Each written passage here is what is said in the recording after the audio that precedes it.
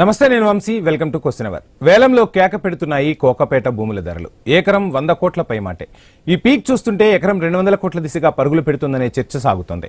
తాజాగా Kokapet Neopolis layout survey number 239, 240లోని 15, 16 number ప్లాట్లకు హెచ్ఎండిఏ వేలం నిర్వహించగా బిడ్డర్లు గట్టిగానే పోటీపడ్డారు. ఎకరం 147 కోట్ల నుంచి 151 కోట్ల వరకు ధర పలికింది. ఫ్లాట్ నెంబర్ 5లో ఎకరం 151.25 కోట్ల కొనుగోలు చేశారు. ఇందులో ఉన్న మొత్తం 4.03 ఎకరాలకు 610 కోట్ల ధర వచ్చింది. ఇక 16వ నెంబర్ ప్లాట్లో ఎకరం 147.75 కోట్ల ధర పలికింది. ఈ బిట్లోని మొత్తం 5.03 ఎకరాలను 743 కోట్లకు సొంతం చేసుకున్నారు బిడ్డర్. ఇదే వెంచర్లో ఈ నెల 24న నిర్వహించిన వేలంలో ప్లాట్ నెంబర్ 17లో ఎకరం 136.50 కోట్లు, ప్లాట్ నెంబర్ 18లో ఎకరం 137.25 కోట్లు పలికి రికార్డు సృష్టించాయి. ఇప్పుడు రోజుల వ్యవధిలోనే రికార్డు తిరగరాసింది కోకాపేట నియోపోలిస్. గతంలో రాయదుర్గంలో ఎకరం 177 కోట్లు పలికింది. రేస్ ఇలాగే కొనసాగితే హైదరాబాద్లోని భూములు ఎకరం 200 కోట్లు దాటుతుందనే అనుమానాలు కలుగుతున్నాయి. ఇక హైదరాబాద్ సిటీలో రియల్ రూపురేఖలు మారిపోతున్నాయి. ఈ స్థాయిలో ధరలు పెరగడం రియల్ ఎస్టేట్కు లాభమా నష్టమా? ధరల ప్రభావం చుట్టుపక్కల ప్రాంతాలపై పడుతుందా? బిల్డర్లు వ్యక్తం చేస్తున్న అభ్యంతరాలపైన దృష్టి సారించాల్సిన అవసరం ఉంది. పెరిగిన ధరలు భూయజమానులకు లాభమే అయినా బిల్డర్లు ఇళ్లు కొనే వారికి భారమవుతుందనే ఆందోళన నెలకొంది. డబుల్ బెడ్రూమ్ ఇళ్లకు కోటికి పైగా భారం పడుతుందని అంటున్నారు. సిటీకి దూరంగా వెళ్లి భారీ ధరలకు కొనేవారు ఉంటారా అనే ప్రశ్నలు కూడా వ్యక్తం చేస్తున్నారు. ఇదే అంశానికి సంబంధించి డీటెయిల్స్ అందించేందుకు మా ప్రతినిధి ఏవై స్వామి సిద్ధంగా ఉన్నారు. స్వామి, చూస్తున్న మధ్యతరగతి వాడికి అందని ధరలైతే హైదరాబాద్ భూములు కనిపిస్తున్నాయి. భూములకు రెక్కలొచ్చాయన్నట్టుగా పరిస్థితి కనిపిస్తుంది. ఇక డబుల్ బెడ్రూమ్ ఇళ్లు కొనాలన్నా ₹1 ఉంటే తప్ప ఆ వైపు చూడలేమన్నట్టుగా కూడా సామాన్యుల నుంచి వినిపిస్తున్నమాట. ఏంటి అసలు ఈ రియల్ భూమిని ఎలా చూడొచ్చు అంటారు? ఏం చెప్తారు? అంటే వంశీ, తెలంగాణ ప్రభుత్వం ఆదాయార్జన కోసం ప్రభుత్వం ఇప్పటికీ చేసినటువంటి వివిధ రకాల వెంచర్లలో ప్రభుత్వం ఓపెన్ యాక్షన్ పెట్టి భూముల అమ్మకం చేపడుతుంది. భూముల అమ్మకానికి సంబంధించి రోజు రోజుకు రికార్డు స్థాయి ధరలు పలుకుతున్నాయి. నిన్న నియోపోలిస్ వెంచర్లో ఇప్పటికే నియోపోలిస్ వెంచర్లో పెద్ద పెద్ద భారీ సంస్థలన్నీ కూడా ఇప్పటికే అక్కడ పెద్ద ఎత్తున కూడా మల్టీ దాదాపుగా 10 అంతస్తుల భవనాలు నిర్మిస్తున్నాయి. ఒక్కొక్కటి 30, 40, 50, 60 అంతస్తుల భవనాలు నిర్మిస్తున్నారు. అక్కడ జరిగినటువంటి మరో 40 ఎకరాలను వివిధ బిట్లను కూడా ఇప్పటికే హెచ్ఎండిఏ వేలానికి పెట్టింది. నిన్న జరిగినటువంటి వేలంలో గోద్రేజ్ సంస్థ, అదేవిధంగా మిగతా ఏహెచ్డి సంస్థ కూడా 2 ప్లాట్లు దక్కించుకున్నాయి. ఒక్కో ప్లాట్ 150 ఎకరాలు 150 కోట్లు పలికింది. ఒక్కో దాదాపు ఇలా చూస్తున్న ప్లాట్ నెంబర్ 4 ప్లాట్లు అమ్మితే ప్రభుత్వానికి 610 కోట్ల ఆదాయం వచ్చింది. నియోపోలిస్తో పాటు హైదరాబాద్ నగరంలో అనేక చోట్ల కూడా హెచ్ఎండిఏ భూముల వేలానికి ఒకవైపు వేస్తూ ఉంది. ఇందుకు సంబంధించి అనేక సంస్థలు కూడా పోటాపోటీగా బిడ్లు వేస్తున్నాయి. తాము చేసేటువంటి రియల్ ఎస్టేట్ వ్యాపారానికి ప్రైమ్ ఏరియాలో ఉన్నటువంటి ల్యాండ్స్ కోసం అనేక సంస్థలు కూడా పోటీపడి మరి డబ్బులు చెల్లించి కొనుగోలు చేస్తున్నాయి. రీసెంట్గా మనం చూస్తున్నాం, ఒకవైపు నిన్న ఫైనాన్షియల్ డిస్ట్రిక్ట్లో నేను రీసెంట్గా 177 కోట్లు పెట్టి ఓ ఎంఎస్ఎన్ సంస్థ భూములు కొనుగోలు చేసింది. ఒక్కొక్క సంస్థ దీనికి సంబంధించి 100 కోట్ల ఆదాయాన్ని ప్రభుత్వం ఆర్జిస్తుంది. ఒక్కొక్కసారి వేలానికి సంబంధించి ఈసారి 1300 కోట్లు, అంతకుముందు 2000 కోట్లు. ప్రతిసారి కూడా భూముల అమ్మకం ద్వారా ప్రభుత్వం పెద్ద ఎత్తున కూడా భూముల ద్వారా ఆదాయాన్ని హెచ్ఎండిఏ వేలం ద్వారా సాధిస్తుంది. అయితే ప్రభుత్వం వేలం వేయడం బాగానే ఉంది, అనేక రియల్ ఎస్టేట్ సంస్థలు ఈ భూములు కొనుగోలు చేయడం బాగానే ఉంది. కానీ ఇది పరోక్షంగా సామాన్యుడిపైన పెద్ద భారం పడుతుంది. దేశంలో ఇప్పటికే ఒకవైపు ముంబై కావచ్చు, బెంగళూరుతో పోటాపోటీగా హైదరాబాద్లో పెద్ద ఎత్తున ల్యాండ్ బ్యాంక్ ఉన్నప్పటికీ కూడా ఈ భారీ స్థాయి రియల్ ఎస్టేట్ సంస్థలు భూములు కొనుగోలు చేయడం వల్ల పేదవారికి భూముల ధరలు రెక్కలు వస్తున్నాయి. ఇదే స్థాయిలో మిగతా చోట్ల కూడా ధరలు పెంచి అమ్ముతున్నతో కూడా పేదవాడి భూములకు కొనుగోలు పరిస్థితి ఏర్పడుతుంది. హైదరాబాద్లో ప్రధానంగా నార్త్ హైదరాబాద్లో ఇటు పెద్ద ఎత్తున కూడా ఐటీ విస్తరించి ఉన్నటువంటి కోకాపేట కావచ్చు, గచ్చిబౌలి, తెల్లగండ్ల, ఇటువైపు ఒకవైపు నార్సింగి, ఇటు కొండాపూరు, అనేక చోట్ల కూడా పెద్ద ఎత్తున కూడా ఈ భూముల వేలం ద్వారా ప్రభుత్వం పెద్ద ఎత్తున కూడా ఆదాయం ఆర్జించినప్పుడు కూడా దీని ఇంపాక్ట్ మొత్తం నగరం అంతా కూడా పడుతుంది. దీనివల్ల ఒక 1500 ఎస్ఎఫ్టీ ఉన్నటువంటి ఆ డబుల్ బెడ్రూమ్ ప్లాట్ కొనుగోలు చేసుకోవడానికి దాదాపుగా 1.5 కోటి వెచ్చించాల్సిన పరిస్థితి ఏర్పడుతుందని చెప్పేసి కూడా పేదవాళ్ళు ఇబ్బంది పడుతూ ఉన్నారు. ఇదే అంశానికి సంబంధించి నగర వ్యాప్తంగా అత్యంత పేదవాళ్ళ వర్గాలన్నీ కూడా ఈ భూములు కొనుగోలు చేయలేక ఒకవైపు ఈ ప్లాట్లు కొనుగోలు చేయక ఇబ్బంది పడుతున్నారు. ఈ రియల్ ఎస్టేట్ సంస్థలు, ఇంత డబ్బు పెట్టేటువంటి సంస్థలు అమ్మేటువంటి ప్లాట్లకు ధరలు వెచ్చించి డబుల్ చేసి అమ్ముతూ ఉన్నాయి. నియోపోలిస్లో ఒక 1500 ఎస్ఎఫ్టీ ఉన్నటువంటి డబుల్ బెడ్రూమ్ ప్లాట్ కొనాలంటే 1.5 నుంచి 2 కోట్లు వెచ్చించాల్సినటువంటి పరిస్థితి ఏర్పడుతుంది. ఒక్కో ఎస్ఎఫ్టీ ఫ్లాట్కు 10,000 నుంచి 15,000 వెచ్చించి కొనాల్సిన పరిస్థితి ఏర్పడుతుంది. రానున్న రోజుల్లో ఇది అత్యంత పేదవారికి భూములు అందని పరిస్థితి ఏర్పడుతుంది, ప్లాట్లు కొనలేని పరిస్థితి ఏర్పడుతుంది. ఇది ఒక కృత్రిమ భూములు సృష్టిస్తున్నారు. ప్రభుత్వం వేలం వేసిన ప్రతిసారి కూడా గతంలో వైఎస్ రాజశేఖర రెడ్డి ముఖ్యమంత్రిగా ఉన్న తర్వాత నుంచి కూడా మొదలైనటువంటి భూముల వేలంలో హైదరాబాద్ నగరంలో అప్పట్లో 50 కోట్లు 100 కోట్లు పలికితేనే పెద్ద ఎత్తున చర్చించుకునేవారు. ఇప్పుడు దాదాపుగా అది 200 కోట్లకు చేరువకు పోతుంది. ఇలాంటి పరిస్థితుల్లో పేదవాడికి రానున్న రోజుల్లో భూమి కొనలేని పరిస్థితి ఏర్పడుతుంది. హైదరాబాదు ఔటర్ రింగ్ రోడ్డు దాటిపోయి కొనాల్సిన పరిస్థితి ఏర్పడుతుంది అని చెప్పేసి కూడా అంతా కూడా ఆందోళన చెందుతున్నారు. ప్రభుత్వం తమకు ఉన్నటువంటి ఆదాయ ఆర్జన కోసం ఇప్పుడున్నటువంటి ల్యాండ్ బ్యాంకును వేలం వేసుకుంటూ పోతుంది. హెచ్ఎండిఏలు కొత్త వెంచర్లు వేసుకొని ఒకవైపు మనం చూస్తున్నాం. గతంలో ఎప్పుడో వేసినటువంటి కుకట్పల్లి హౌసింగ్ బోర్డులో కూడా 1-2 ప్లాట్లు కూడా దాదాపు 100 కోట్లు పలుకుతున్నటువంటి పరిస్థితి ఏర్పడుతుంది. ఒకప్పుడు దాదాపుగా మొత్తం 2 లక్షల్లో పలికినటువంటి ప్లాట్లు గతంలో వెంచర్ వేసినప్పుడు ఇప్పుడు అదే ప్రాంతంలో 100 కోట్లు పెట్టి జనం కొంటున్నారంటే రానున్న రోజుల్లో పరిస్థితి ఏ విధంగా ఉంటుందని చెప్పేసి అందరూ ఆందోళన వ్యక్తం చేస్తారు. ప్రభుత్వం తమకు ఉన్నటువంటి ఆదాయార్జన కోసం భూముల వేలం వేస్తున్నప్పుడు కూడా నియోపోలిస్ వెంచర్లోనే మనం చూస్తున్నట్టు కోకాపేట నియోపోలిస్ వెంచర్లోనే ఇప్పటికే అనేక జాతీయ అంతర్జాతీయ సంస్థలు బిడ్లు వేసి అక్కడ దాదాపు 50-60 అంతస్తుల భవనాలు నిర్మిస్తున్నారు. ఫ్యూచర్లో ఈ ప్రాంతంలో దాదాపుగా 11 నుంచి 12,000 ప్లాట్లు వచ్చే అవకాశం ఉంది. 12,000 13,000 ప్లాట్లు అక్కడ నివాసితులు ఏర్పడితే రానున్న రోజులు అదే ఒక అతిపెద్ద నగరంగా మారే పరిస్థితి ఏర్పడుతుంది. కోకాపేట కావచ్చు, మరోవైపు నియోపోలిస్ వెంచర్ కావచ్చు, ఇటు మరోవైపు గచ్చిబౌలిలో ఉన్నటువంటి ఫైనాన్షియల్ డిస్ట్రిక్ట్ కావచ్చు, అనేక చోట్ల కూడా ప్రభుత్వం వేస్తున్నటువంటి వెంచర్లకు పెద్ద ఎత్తున కూడా డిమాండ్ వస్తున్నప్పుడు కూడా దీంతో రానున్న రోజుల్లో భవిష్యత్తులో పేదలకు ఇబ్బందికరంగా మారుతుంది. వీటి ఇన్ని 100 కోట్లు వెచ్చించి బ్యాంక్ లోన్ తీసుకొచ్చి పెట్టుబడిగా పెడుతున్నటువంటి ఈ బిల్డర్లంతా కూడా రానున్న రోజుల్లో వీటిని తక్కువ ధరకు అమ్ముకునే పరిస్థితి లేదు. ఇప్పటికే ఈ ప్రాంతంలో 10,000 ఎస్ఎఫ్టీకి పెడితే తప్ప ఒక ఎస్ఎఫ్టీ దొరకట్లేదు పరిస్థితి ఏర్పడుతుంది. ఒకవైపు అనేక సంస్థలు వచ్చినప్పుడు కూడా హైదరాబాద్ నగరంలో గత కొద్ది కాలంగా ఈ రియల్ ఎస్టేట్ భూమి కూడా తగ్గిపోవడంతో కూడా దాన్ని పెంచడం కోసం ప్రభుత్వం ప్రయత్నం చేస్తున్నప్పుడు కూడా హైదరాబాద్ శివారు ప్రాంతాల్లో హైదరాబాద్ ఈస్ట్ హైదరాబాద్లో కావచ్చు, వెస్ట్ హైదరాబాద్లో కావచ్చు, సౌత్లో కావచ్చు, హైదరాబాదు ఎయిర్పోర్టుకు పక్కనే ఉన్నటువంటి అనేక వెంచర్లు కూడా ఇప్పుడిప్పుడే కొంత భూమిలోకి వస్తున్నాయి. మరోవైపు ఈస్ట్ హైదరాబాద్లో ఉప్పల్ కావచ్చు, ఎల్బీ నగర్, ఇటు ఉన్నటువంటి పోచారం వైపు ఉన్నటువంటి ఐటీ కొంత డెవలప్ అవుతున్న ఏరియాల్లో అక్కడ దూరం వెళ్తే తప్ప ఇప్పటికే 20-30 వేలకు గజం ఉన్నటువంటి పరిస్థితి ఏర్పడ్డది. రానున్న రోజుల్లో ఇది మరింతగా పేదవాడి మీద భారం పడే విధంగా ఉంటుంది. ప్రభుత్వానికి చెప్పుకోవడానికి గొప్పగా కనిపించినప్పుడు కూడా దీనికి పరోక్షంగా ఇది పేదవాళ్ళకి ఇబ్బందికరంగా మారుతుందనే చర్చ అయితే లేకపోలేదు. Vamsi, right, thank you Swami. Right, మొత్తంగా చూస్తున్నాం హైదరాబాద్లో భూముల ధరలకు రెక్కలు రావడంతో సామాన్యుడైతే ఇల్లు కొనాలి అంటేనే గజగజ వణికిపోవాల్సిన పరిస్థితులు అయితే కనిపిస్తున్నాయి. ఇక సామాన్యుడి ఇంటి కళ హైదరాబాద్లో నెరవేరుతుందా అంటే అది $1 మిలియన్ ప్రశ్నగానే మిగులుతున్న పరిస్థితి. ఇదే అంశంపై ఈరోజు క్వశ్చన్ అవర్లో మనతో మాట్లాడేందుకు ప్రముఖ విశ్లేషకులు జయరాం గారు, అదేవిధంగా రామకృష్ణ గారు, రియల్ ఎస్టేట్ ఏజెంట్ మనతో పాటు ఉన్నారు. వారిని అడిగి మరిన్ని విషయాలు తెలుసుకునే ప్రయత్నం చేద్దాం. జయరాం గారు, మొత్తంగా చూస్తున్నాం హైదరాబాద్లో భూముల ధరలకు రెక్కలొచ్చాయని ఆనందపడాలా? సామాన్యుడికి అంటే ప్రతి ఒక్కళ్ళకి కూడా ఒక మధ్యతరగతి వాళ్లకు ఇల్లు అనేది ఒక కళ. సో ఆ కళను ఇక ఫుల్ఫిల్ చేసుకోవటం కష్టం అన్న పరిస్థితులు అయితే కనిపిస్తున్న పరిస్థితి. సో ఎలా చూస్తున్నారు ఈ భూముల ధరలు పెరగటాన్ని, ఏం చెప్తారు? మీకు ఐన్యూస్ ప్రేక్షకులకు, ప్యానెల్లోని మిత్రులకు నమస్కారాలు.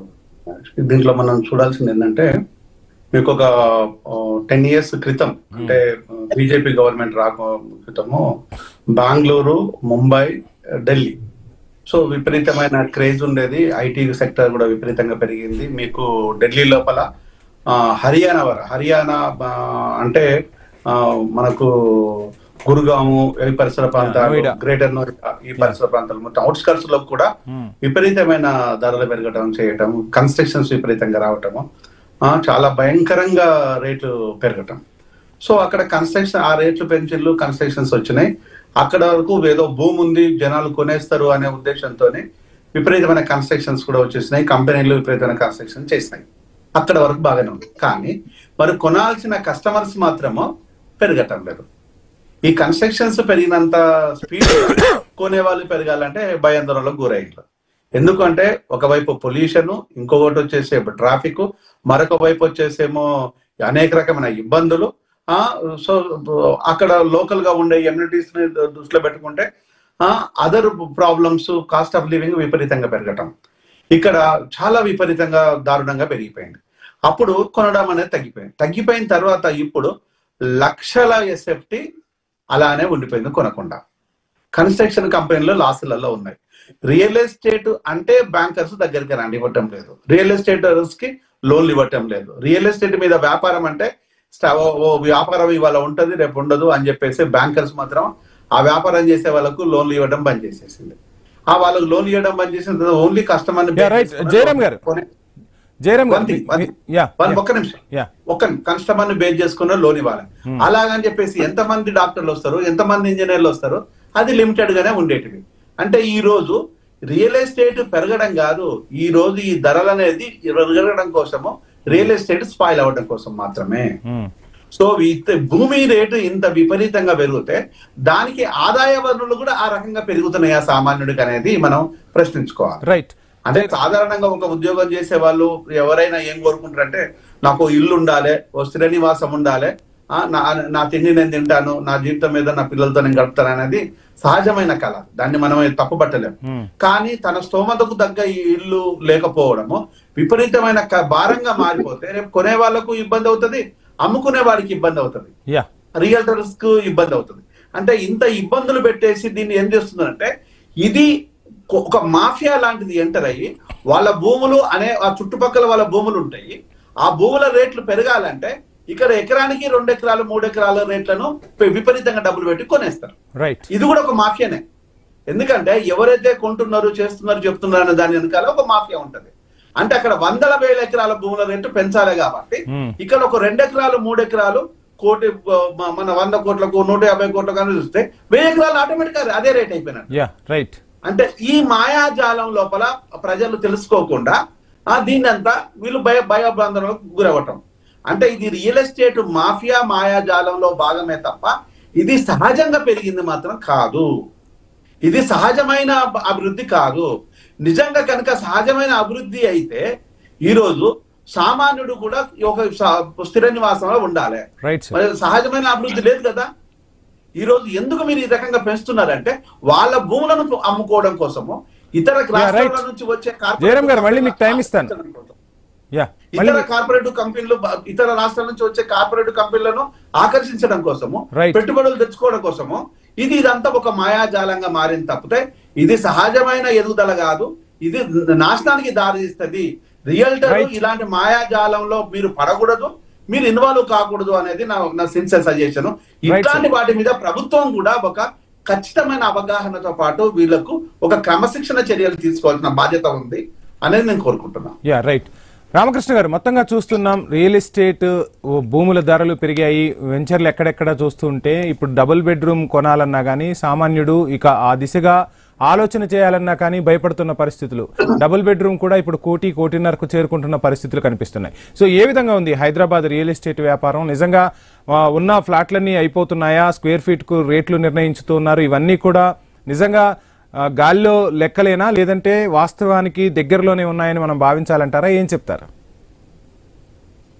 అందరికీ నమస్కారం అండి.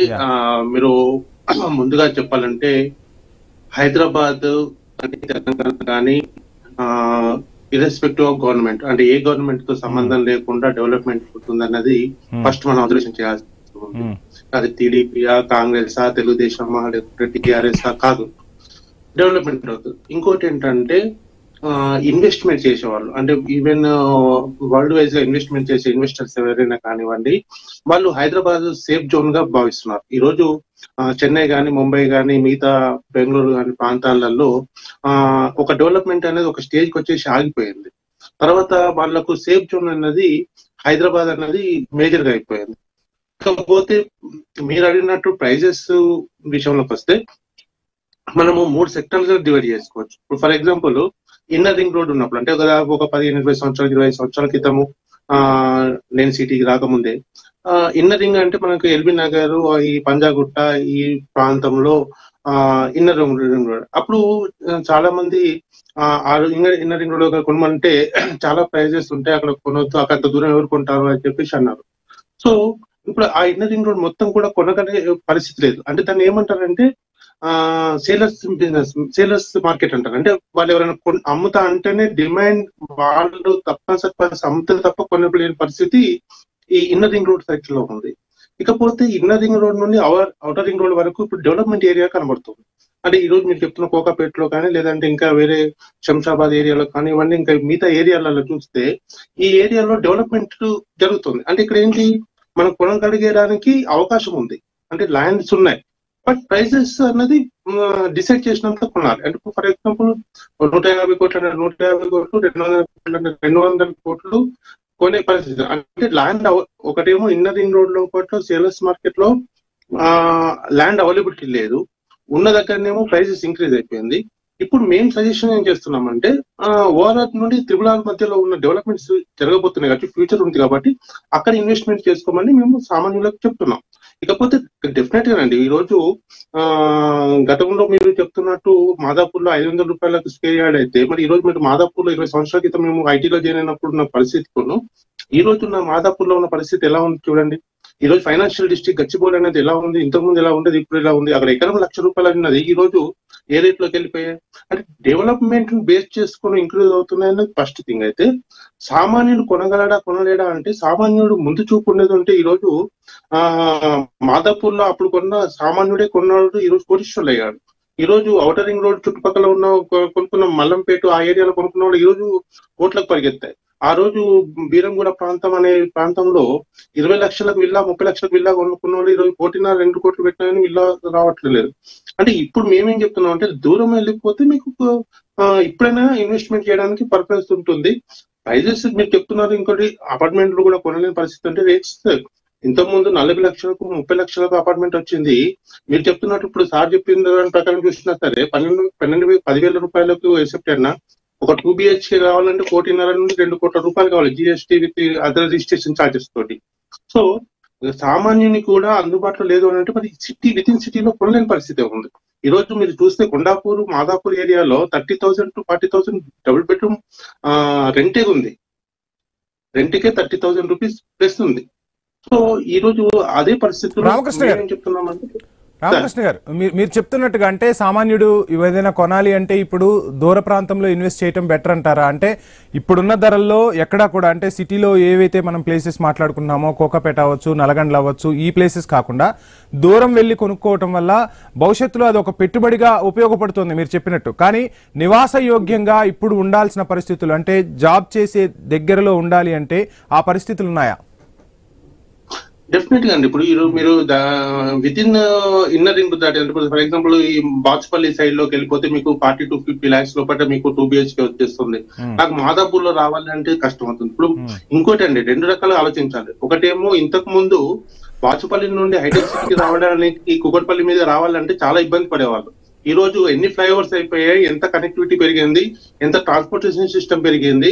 అక్కడ నుండి మాదాపూర్ ఇప్పుడు మీరు ఇస్నాపూర్ అనే ఇస్నాపూర్ దగ్గర సంగారెడ్డికి వెళ్ళే రూట్ లో ఇస్నాపూర్ దగ్గర నుంచి ఫైనాన్స్ డిస్ట్రిక్ట్ రావాలంటే అక్కడ ఓఆర్ఆర్ ఎక్కేస్తే 1/2 hour లో ఫైనాన్స్ డిస్ట్రిక్ట్ వచ్చేస్తున్నారండి. గతంలో ఫైనాన్స్ డిస్ట్రిక్ట్ రావాలంటే కనీసం మియాపూర్ నుంచి రావాలంటే మనకి 1.5 hour పట్టేది. ఈ రోజున్న పరిస్థితుల్లో అయితే 1-2 గంటల రూపాయలు టైం పడుతుంది. కాబట్టి మేమేమంటున్నామంటే లాంగ్ అనేది మన ఆఫీస్ దగ్గరనా లేకుంటే మన ఏరియాకి దగ్గర అని కాకుండా కనెక్టివిటీ పరంగా మనకు ఎట్లుంది, రోడ్ ట్రాన్స్పోర్టేషన్ సిస్టమ్ ఎట్లుంది, మనకు ఎంతవరకు అవైలబిలిటీ ఉందని చూసుకుంటే ఈ రోజు కృష్ణారెడ్డిపేట దగ్గర చూసుకుంటే అక్కడ చాలా దూరం ఉన్నారు. కృష్ణారెడ్డిపేట అసలు సిటీకి దూరమే ఉంది, అసలు దానికి సంబంధం లేని ఏరియా అన్నారు. ఇప్పుడు ఈ కృష్ణారెడ్డిపేట దగ్గర నుంచి ఈ రోజు ఎగ్జిట్ ఓఆర్ఆర్ ఎగ్జిట్ వచ్చేసిన తర్వాత మరి అక్కడి నుంచి అందరూ సాఫ్ట్వేర్ ఎంప్లాయీస్ అందరూ కూడా ఐటీ ఎంప్లాయీస్ వెళ్ళిపోతున్నారు. సో మేమేమంటుంటే దూరం తీసుకున్నా తక్కువ దూరంలో తీసుకోమని చెప్తున్నాం సార్ మేము. రైట్. జయరాం గారు, మొత్తంగా చూస్తున్నాం భాగ్యనగర రూపురేఖలు అయితే మారిపోతున్నాయి. ప్రభుత్వం కూడా ఒక నిర్ణయం తీసుకుంది. అంటే కొత్తగా కొన్ని మున్సిపాలిటీలను కూడా జీహెచ్ఎంసీ పరిధిలో కలుపుతోంది, నగర పరిధిని పెంచుతోంది. ఇక నిన్న మొన్న మనం న్యూస్ చూస్తే ముంబైని, ఢిల్లీని తలదన్నే నగరాలుగా మన భాగ్యనగరం మారబోతుంది అన్న వార్తలు కూడా వినిపిస్తున్నాయి. సో ఒక రకంగా మనం చూస్తే గ్రామాలన్నీ ఖాళీ అవుతున్నాయి. తెలంగాణనే కాదు, రెండు తెలుగు రాష్ట్రాల్లో ఉన్న చాలా మంది ప్రజలు కూడా హైదరాబాద్కు వస్తున్నారు. విద్య కావచ్చు, ఉద్యోగం కావచ్చు, ఉపాధి కోసం రకరకాలుగా వచ్చి ఇక్కడే స్థిర నివాసాలు ఏర్పరచుకుంటున్న పరిస్థితి. ఈ నేపథ్యంలో భవిష్యత్తులో కూడా ఇంకా హైదరాబాద్లో రేట్లు పెరుగుతాయి. కాబట్టి రామకృష్ణ గారు చెప్పినట్టుగా ఎవరైనా సామాన్యుడు ఇన్వెస్ట్ చేయాలి అనుకుంటే కొంత దూరంలో ఉన్న ప్లేసుల్లో ఇన్వెస్ట్ చేస్తే భవిష్యత్తులో అవి ఒక రకంగా పెట్టుబడిగా ఉపయోగపడతాయి, వాళ్ళకు ఒక మంచి లాభదాయంగా కూడా మారుతుంది అని చెప్తూ ఉన్నారు. సో ఏం చెప్తారు తెలుగు రాష్ట్రాల ప్రజలకు మీరు ముఖ్యంగా? డెఫినెట్ గా అంటే ఇప్పుడు మనిషిని నమ్మే కంటే భూమిని నమ్ముకుంటే డెఫినెట్ గా దాని విలువ పెరుగుతుంది. దానిపైన పెట్టుబడి మీరు పెట్టిన దాని మీద ఆ రిటర్న్స్ ఉంటాయి. అది కాదు ఇక్కడ కావాల్సింది. ఇక్కడ నివాస యోగ్యంగా ఉండేది అప్పటికప్పుడు తాను రెడీమేడ్ గా జీవించడం కోసము, తన భార్య బిడ్డలతోనే జీవించడం కోసం ఆ పాసిబిలిటీ సిటీలో ఉన్నదా లేదా అనేది ప్రధానమైన ప్రశ్న. ఒక సాఫ్ట్వేర్ ఉద్యోగి తన భార్య సాఫ్ట్వేర్ ఉద్యోగి అయినప్పుడు తన దగ్గరలోనే ఉన్నట్టుగా తన బిడ్డల్ని తన తల్లిదండ్రులకు హాస్పిటల్ ఫెసిలిటీ, పిల్లలకు స్కూల్స్, తనకు ఆఫీస్ దగ్గరలో ఉన్నదని సహజంగా కోరుకునే పద్ధతి ఇది. అంటే ఈ నేపథ్యం లోపల ఆ విధంగా జీవించడానికి యోగ్యంగా ఉందా లేదా అనేది ఇక్కడ ప్రధానమైన ప్రశ్న. అది లేకుండా మీరు ఇక్కడ నుంచి 100 కిలోమీటర్లు వెళ్ళండి, 30 కిలోమీటర్లు వెళ్ళండి, 40 కిలోమీటర్లు వెళ్ళండి అంటే వెళ్తే పెరిగిపోతే ఇంకా ఇంటీరియర్ పోతే చాలా చీప్ ఉంటుంది. అది కాదు కదా. అది నివాస యోగ్యంగా అప్పుడు అక్కడికక్కడ దగ్గరగా ఉండే పాసిబిలిటీ అనేది ప్రభుత్వము దీనిపైన చర్యలు తీసుకోవాల్సింది. ఇప్పుడు ప్రభుత్వాల మీద రియల్టర్లు చేస్తున్న ఆరోపణ ఏంటంటే, బహిరంగ చేస్తున్న ప్రతిపక్షాలు ప్లస్ రియల్టర్లు చేస్తున్న ఆరోపణ ఏంటంటే, మా మీద కమిషన్లు నిర్బంధంగా వసూలు చేస్తున్నది ప్రభుత్వము ఎస్ఎఫ్టీకి మా మీద రేట్ ఫిక్స్ చేసింది తీయాలని, ఇంత మమ్మల్ని బలవంతాన్ని వసూలు చేసింది. గత ప్రభుత్వంలో కంటే ఈ ప్రభుత్వం ఇంకా ఎక్కువగా వసూలు చేస్తున్నది, ఇయ్యమని బలవంత పెడుతుంది అనేది ఒక ఆలోచన. అది ఒకవేళ కనుక వాళ్ళు ఇచ్చినట్టు ఉందనుకో, వాళ్ళ మీద ప్రభుత్వానికి నియంత్రణ ఉండకుండా పోతుంది. అప్పుడు ప్రభుత్వానికి రియల్టర్లను ప్రశ్నించేది కానీ నియంత్రణ కానీ ఉండకుండా పోతుంది. ఆ విధంగా ఇక్కడ ఎవడైనా తక్కువ ధరలకు చూపించేసి విపరీతమైన రియల్ ఎస్టేట్ లో మోసాలు అయినాయి. ఇక్కడ చాలా మంది డాక్టర్లు మోసపోయిన వాళ్ళు ఉన్నారు, చాలా మంది ఇంజనీర్లు మోసపోయిన వాళ్ళు ఉన్నారు, చాలా మంది మన ఉద్యోగస్తులతో టీచర్లు మోసపోయిన వాళ్ళు ఉన్నారు. రియల్టర్ల బారిన చేత, ఫేక్ కంపెనీల చేత విపరీతమైన ప్రచారం చేసేసి మన ఫస్ట్ డే ఆఫర్స్ అని పెట్టేసి భయంకరమైన మోసాలకు పాల్పడ్డది, మోసం చేస్తున్న విధానాలు మనం పేపర్లలో చూస్తున్నాము. దాన్ని ఆ మాయాజాలం ఎట్టుందో చూస్తున్నాం. ఎంతమంది ఇంతవరకు చాలా కంపెనీలు అరెస్ట్ అయిన విషయాలు చూస్తున్నాం.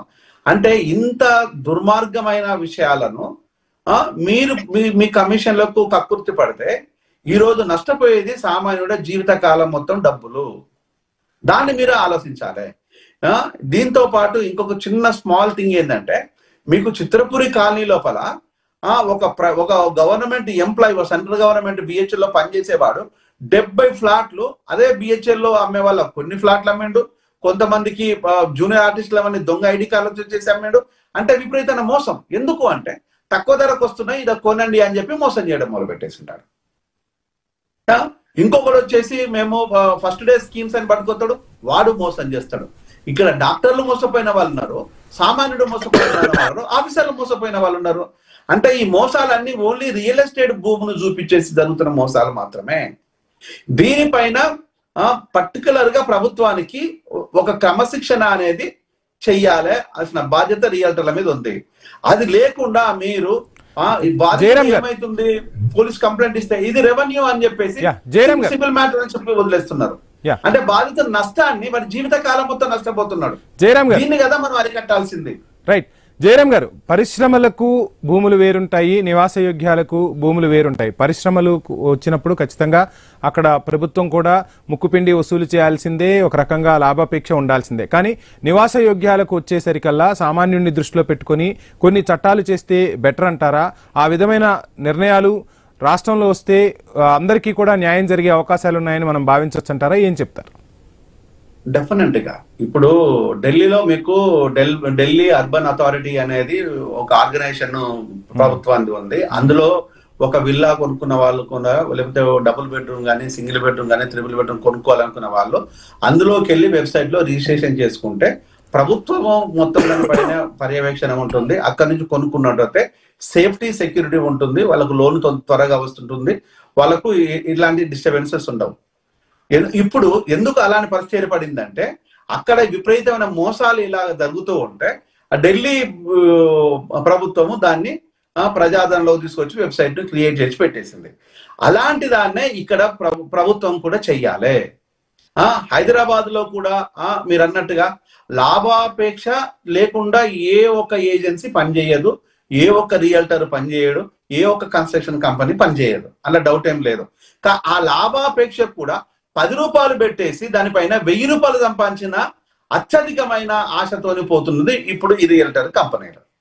వాళ్ళు కొన్న భూమి ఎంత, వాళ్ళు కొన్నది ఎంత, కన్స్ట్రక్షన్ చేసిన వాల్యూ ఎంత, అమ్ముతున్నది ఎంత అని చెప్తే దానికి దీనికి సంబంధం లేనంతగా ఉంటుంది. దానిపైన నియంత్రణ ఉండాలి ప్రభుత్వం, దాన్ని నియంత్రించాలి. సామాన్యుడికి ఈ రోజు పెట్టాల్సిన ఎంత, మీరు కన్స్ట్రక్షన్ వాల్యూ ఎంత, ఈరోజు సహజంగా కన్స్ట్రక్షన్ వాల్యూ 1500 నుంచి 2000 రూపాయలు కన్స్ట్రక్షన్ వాల్యూ. వాళ్ళు అమ్మేది 3000 నుంచి 10,000 రూపాయల, 3000 కూడా కాదు, సారీ, 10,000 నుంచి 15,000 రూపాయలకు అమ్ముతున్నారు. మొన్న నా ఫ్రెండ్ ఓ ఇల్లు కొనాలని జూబ్లీ హిల్స్ బంజారా తిరుగుతూ ఉంటే 14,000 ఎస్ఎఫ్టీ, 16,000 రూపాయల ఎస్ఎఫ్టీ చెప్పాను. అంటే ఎంత దుర్మార్గం చూడండి. ఇక్కడ 2,000 రూపాయలు కన్స్ట్రక్షన్ వర్త్ ఉంటే 16,000 రూపాయలు అంటే ఎక్కడ బ్రతుకుతారు సామాన్యుడు? అంటే ఈ రోజు ఎందుకంటే తను ఒక డాక్టరు, ఆ చుట్టుపక్కల హాస్పిటల్లో కన్సల్టెంట్, తను పని చేసుకోవాలంటే తన భార్య బిడ్డలతో అక్కడ ఉండక తప్పదు. తను ఏదో సోక్తోనో ఫ్యాషన్తో ఉండడం కాదు, తను పనిచేస్తున్న హాస్పిటల్కు దగ్గరగా ఉండాలి. ఇది ఎవరమైనా కోరుకుంటాం. టీచర్ అయినా, డాక్టర్ అయినా, ఇంజనీర్ అయినా, సో ఒక సామాన్యమైన కంపెనీలో పనిచేసే వ్యక్తులైనా ఇది కోరుకుంటాం. ఈ రోజు తనకు బ్రతకడానికి ఏ పాసిబిలిటీస్ ఉన్నాయి, ఏ విధంగా ఉన్నాయి? అంటే తను ప్రైవేట్ ప్రాక్టీస్ పెడితే మళ్ళీ జనాన్ని దోపిడీ చేయాల్సిందే కదా. అంటే దీన్ని అడ్డుకట్ట వేయడం నేర్చుకోవాలి, దీనికి అవైలబిలిటీ తీసుకురావడం నేర్చుకోవాలి. సామాన్యుడు కూడా స్థిర నివాసం ఏర్పరచుకొని సంతోషంగా బతకడానికి బాధ్యత తీసుకోవాల్సింది ప్రభుత్వము. రియల్టర్ల కంపెనీలు ఈరోజు ధనాపేక్షణతోనే వాళ్ళు చేస్తున్న మోసాలను కానీ, నేను అందరిని చేపట్టడం లేదు, కొంతమంది చేస్తున్న రియల్టర్లు చేస్తున్న మోసాలను అడ్డుకట్ట వేయాలంటే వాళ్ళ నడ్డి విరిగేటట్టు ప్రభుత్వం చర్యలు తీసుకోవాలి తప్ప, లేదు అనుకుంటే వాడు బోర్డులు తిప్పేసి పోయిన వాళ్ళు అనేక మంది ఉన్నారు. ఇది నిజాయితీగా పనిచేసే రియల్టర్ల మీద కూడా దెబ్బ పడుతుంది. అది కాకుండా ఈ దొంగ రియల్టర్లు ఎవడైతే ఉన్నాడో, చీటర్స్ ఎవరైతే ఉన్నారో వాళ్ళని వదిలిపెట్టొద్దు. వాళ్ళు రియల్టర్ ముసుగు లోపల మోసాలు చేసే వాళ్ళని వదిలిపెట్టొద్దు. ఇక్కడ మీకు ఒక లీడింగ్ కంపెనీ పేరు చెప్తాను, నాకు ఎలాంటి భయం లేదు, మోసం లేదు. ఇంక్రెడిబుల్ ఇండియా అని వాడు విపరీతంగా మోసాలు చేస్తున్నాడు. వాడి మీద కంప్లైంట్ కూడా చాలా లాంచ్ అయినాయి. వాడి ఏముంది, వాడి వెనకాల మళ్ళీ ఓ ఎమ్మెల్యే కాపాడుకుంటూ వస్తుంటాం. రామకృష్ణ గారు ప్లీజ్ కంటిన్యూ.